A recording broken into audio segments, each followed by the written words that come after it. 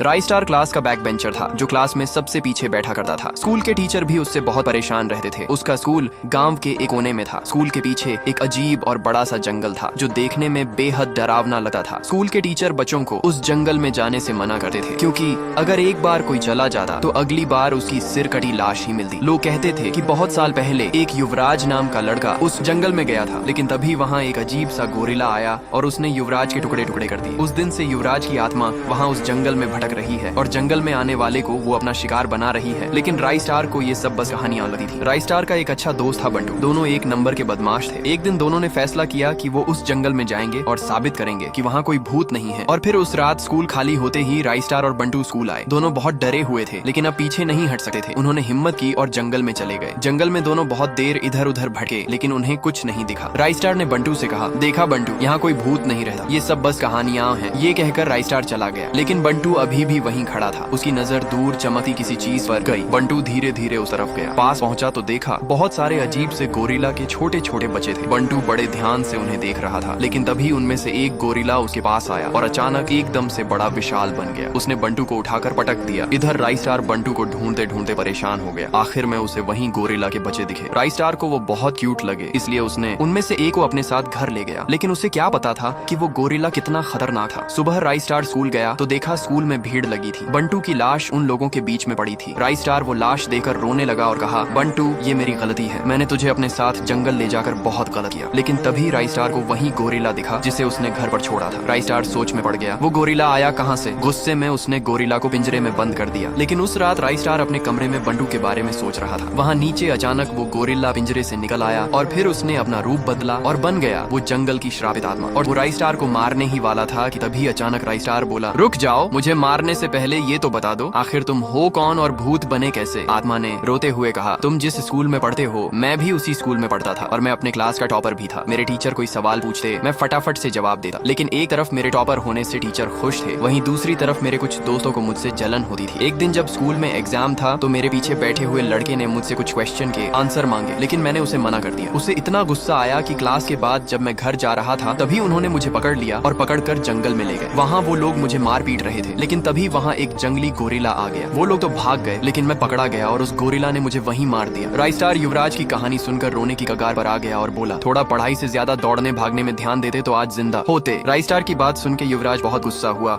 और उसने राई स्टार को भी अपने जैसे गोरिल्ला बना दिया। अब उसके पास अपनी खुद की गोरिल्ला की पूरी एक सेना थी।